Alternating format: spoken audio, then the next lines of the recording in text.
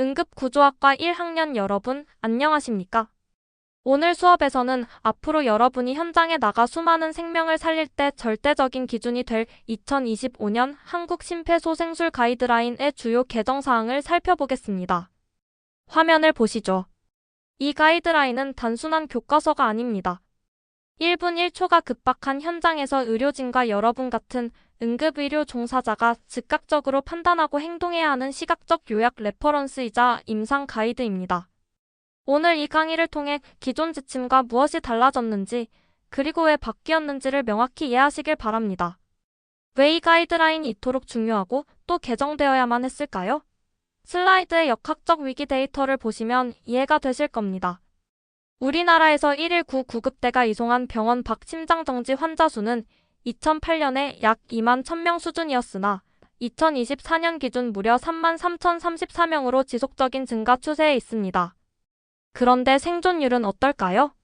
현재 병원 밖 심장정지 환자의 생존율은 9.2%이고 뇌기능 회복률은 6.3%에 불과합니다. 심장정지가 발생하고 불과 4에서 5분만 지나도 비가역적인 저산소성 뇌손상이 시작되기 때문입니다. 반면 우리보다 먼저 체계를 구축한 미국이나 유럽의 병원 밖 심장정지 생존율은 10% 이상입니다. 이들과 비교하면 우리는 여전히 골든타임 내 고품질 심폐소생술과 최적화된 소생 후 치료를 위한 추가적인 개선 노력이 시급한 상황입니다. 시험에 자주 나옵니다. 현재 생존율 9.2%와 뇌기능 회복률 6.3% 수치는 현장의 위기감을 보여주는 지표이니 꼭 기억하세요. 즉, 이번 개정은 단순한 의학 지식의 업데이트가 아닙니다. 생존율 향상을 위해 우리 사회와 의료 환경 전체의 변화를 이끌어내기 위한 강력한 지침입니다. 이렇게 중요한 지침은 과연 어떤 절차를 거쳐 만들어질까요? 슬라이드의 4단계 과정을 봐주십시오. 무려 16개 유관단체에서 73명의 전문가가 총괄 및 분야별 위원회로 참여했습니다. 1단계로 국제소생술교류위원회의 지침과 최신 소생의학 연구를 수집 및 검토합니다. 2단계에서는 체계적 문헌 검토를 위해 피코 문항, 즉 핵심 임상 질문 64개를 확정하죠. 피코는 환자군 중재 비교 결과를 뜻합니다. 3단계는 이 문항을 바탕으로 신규 및 하이브리드 방식의 체계적 문헌 고찰과 그레이드 방법론에 의한 근거 검토를 수행합니다. 마지막 4단계에서 국내의 응급의료체계, 법제도, 수용성 등을 면밀히 고려하여 최종적인 한국형 가이드라인 합의를 도출해냅니다. 여기서 눈여겨볼 점은 기본 소생술, 전문 소생술, 소생 후 치료, 소아, 신생아, 교육 및 응급처치 등 총 6개 전문 분야가 통합되어 개정되었다는 사실입니다. 이 4가지 검증 단계의 흐름은 시험 대비를 위해 순서대로 꼭 숙지하시기 바랍니다. 임상 적용의 나침반이라 불리는 그레이드 컴파스입니다. 가이드라인 원문을 읽을 때 이 등급 체계를 모르면 해석이 불가능합니다. 중간고사 객관식 문제로 출제하기 아주 좋은, 헷갈리기 쉬운 부분이니 집중하세요. 권고 등급은 크게 4가지입니다. 초록색 화살표인 강한 권고는 대부분의 임상 상황에서 이득이 위해를 압도하기 때문에 무조건 해야 한다는 뜻입니다. 노란색 경고 표시인 약한 조건부 권고는 상황이나 자원에 따라 선택적으로 적용하며 제한한다 또는 할 수 있다로 해석합니다. 청진기 모양의 전문가 합의의 권고는 임상적 근거 문헌은 다소 부족하더라도 의료진의 임상적 경험에 따라 사용을 권고하는 것입니다. 마지막으로 보라색 체크 표시인 보편타당한 권고는 추가적인 연구가 없더라도 환자의 건강상 이득을 위해 당연히 수행해야 할 조치를 뜻합니다. 학생 여러분, 전문가 합의와 보편타당한 권고의 뉘앙스 차이를 구분해서 기억하세요. 또한 지침 하단에 텍스트 배지로 붙는 근거 확신도 역시는 높음, 중등도, 낮음, 매우 낮음의 4단계로 분류되어 표기되니 함께 알아두셔야 합니다. 자, 이제 본격적인 내용입니다. 치료체계 분야의 핵심 변화, 통합 생존 사슬입니다. 과거 2020년 지침을 배운 선배들은 성인과 소아, 병원 안과 밖의 생존 사슬을 각각 분리해서 복잡하게 외웠습니다. 하지만 2025년 지침의 패러다임 변화로 이 모든 것이 하나의 단일 생존 사슬로 전면 통합되었습니다. 매우 중요한 변화입니다. 1단계 심장정지 인지 및 구조 요청. 2단계 목격자 심폐소생술, 3단계 제세동 심장충격, 4단계 전문 소생술과 소생 후 치료, 마지막 5단계 재활 및 회복입니다. 이 5단계의 순서는 주관식으로도 적을 수 있을 만큼 완벽히 암기하십시오. 더불어 환자 생존 환경 개선을 위해 구급 상황요원의 역할을 강화하고 일반인의 자동제 세동기 적극 활용을 핵심 과제로 강조하고 있습니다. 생존 사슬의 첫 단추인 기본 소생술 파트입니다.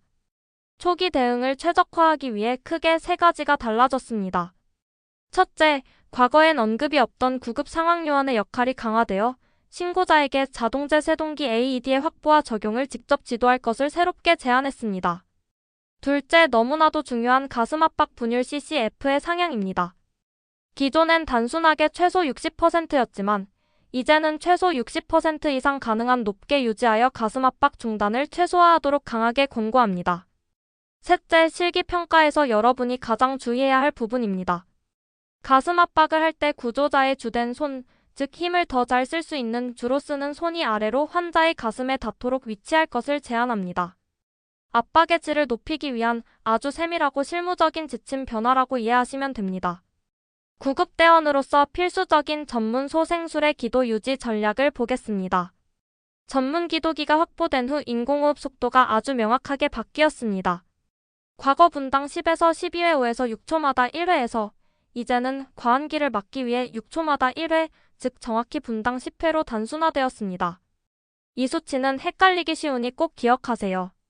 또한 심폐소생술 시 매트리스에서 사용하던 백보드의 신규 도입은 더 이상 권장하지 않으며 이물에 의한 기도 폐쇄 시 흔히 떠올리는 흡인식 장치의 일상적인 적용도 권고하지 않습니다. 기계 환기가 적용되는 환경에서는 압력 조절이 아닌 용적 조절 모드를 사용할 것을 보편타당하게 권고합니다. 쓸데없는 장비 조작 시간을 줄이고 환기에 대한 변수를 통제하겠다는 의미입니다. 오늘 강의 중 국가고시급으로 중요한 약물 투여 경로의 변화입니다. 과거 지침에서는 약물 투여 시 골내 주사 IO보다 정맥 주사 IB를 먼저 시도하라고는 했지만 현장에선 상황에 따라 혼용하는 경향이 있었습니다. 하지만 2025년 지침은 명확합니다. 약물 투여 시 골내 주사보다 정맥로 IV 주사를 우선적으로 시도할 것을 제안하며 실패할 경우에만 대체 경로로 골내 IO에 접근하라고 강력한 방향성을 제시합니다. IV 오버 IO 원칙을 명심하세요. 또한 3회 이상 표준 충격에도 잘 낫지 않는 난치성 심실세동 리팩토리 VF 환자라면 패드 위치를 변경하는 벡터 변화제 세동이나 이중연속제 세동 전략을 적극적으로 시도할 수 있게 되었습니다. 여성 환자에게 재세동을 할 때의 특수 상황 지침도 추가되었습니다. 탈의하느라 시간이 지체되지 않도록 브래지어를 풀거나 제거하지 않고 위치만 살짝 조정해 가슴 조직을 피해 맨 가슴에 패드를 신속히 부착하라는 합의 권고입니다. 약물 투여 부분도 패러다임이 확 바뀌었습니다. 맹목적으로 약물을 붓는 시대는 지났습니다. 일상적인 사용이 강력히 금지된, 즉 권고하지 않는 약물 3가지를 기억하세요. 바소프레신과 코르티코스테로이드의 일상적 병용 투여, 특별한 적응증 없는 완충제 중탄산나트륨 투여, 그리고 칼슘의 일상적 투여입니다.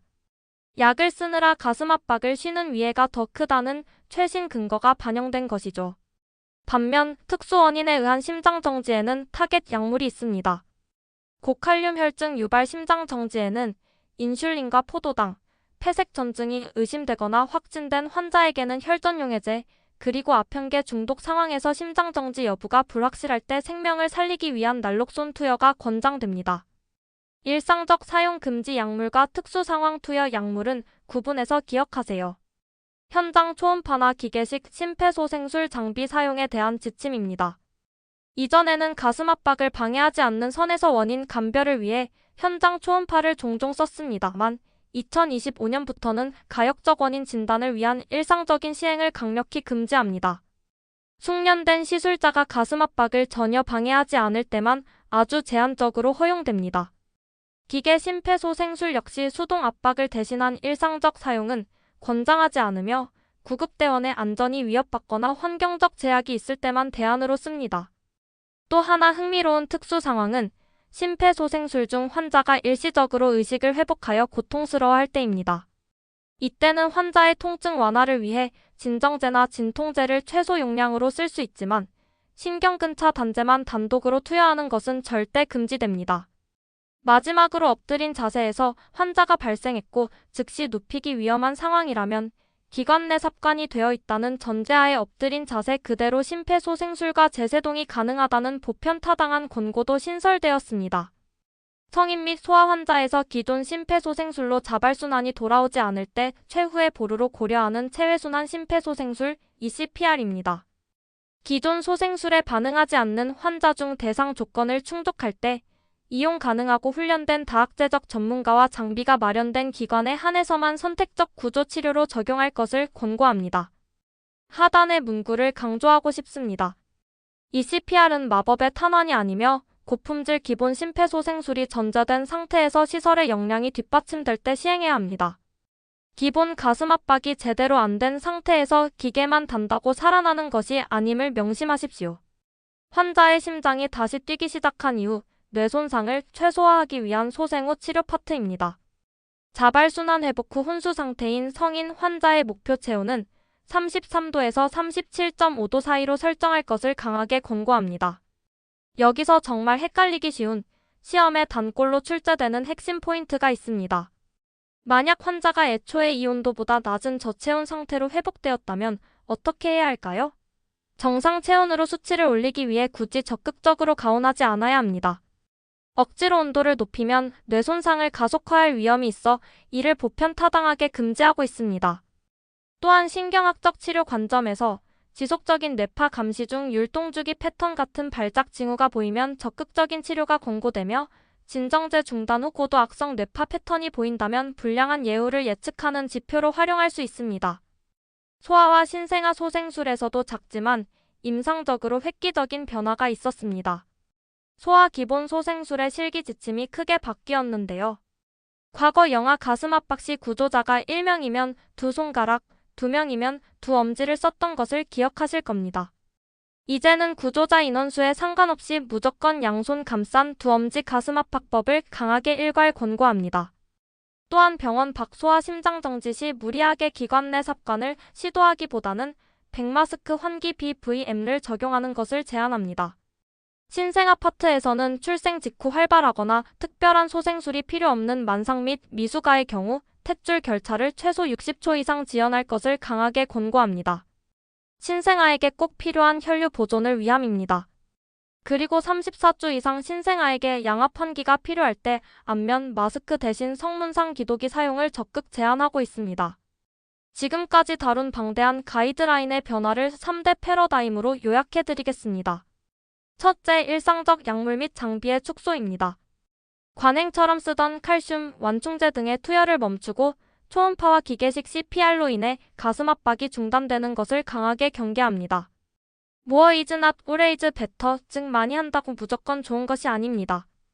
둘째, 고도화된 기술의 정밀 타겟팅입니다. 난치성 심실세동 환자에게 이중 연속 재세동이나 벡터 변화 재세동을 적용하고 선별된 환자에게만 ECPR을 시도하며 33도에서 37.5도의 정밀한 온도 조절을 요구합니다.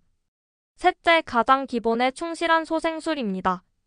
분리되었던 생존 사슬을 단일화하고 가슴 압박 분율을 60% 이상 무조건 높게 유지하며 골내 접근 IO보다 정맥로 IV 확보를 우선시하는 등 현장에서 생명을 살리는 것은 결국 탄탄한 기본기라는 철학입니다. 오늘 강의의 결론입니다. 2025년 한국 심폐소생술 가이드라인은 복잡한 의료기술을 맹목적으로 추구하기보다 가슴 압박 중단 최소화, 조기 재세동, 그리고 환자 맞춤형 정밀 소생이라는 본질적 가치로의 회귀를 선언하고 있습니다. 현장에 나갈 여러분은 슬라이드 하단의 3가지 체크리스트를 마음속에 새겨야 합니다. 불필요한 약물 투여나 초음파로 가슴 압박을 멈추는 행위를 절대 하지 말 것, 난치성 리듬 발생 시 패드를 추가하는 즉각적인 전략으로 수정할 것, 그리고 소생 후에는 철저한 체온 관리와 다중 평가를 진행할 것. 이 원칙들이 앞으로 수많은 생명을 살려내는 확고한 나침반이 될 것입니다. 긴 시간 고생 많으셨습니다. 시험 준비 철저히 하시고 질문 있는 학생은 편하게 앞으로 나오시기 바랍니다.